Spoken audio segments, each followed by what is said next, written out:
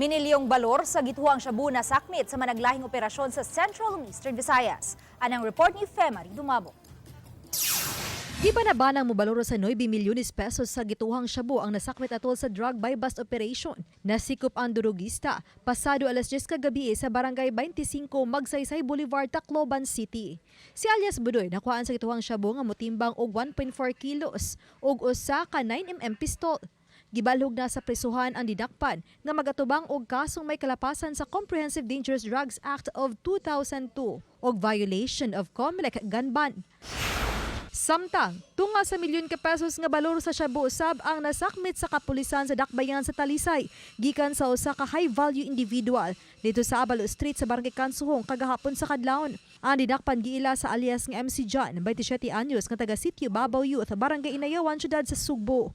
Matud pa ni Police Lieutenant Colonel Epriam Paguyod, hepe sa Talisay City Police Station, nga pipila ka semana nga gipanid-an nilang iligal nga kalihukan sa dinakpan.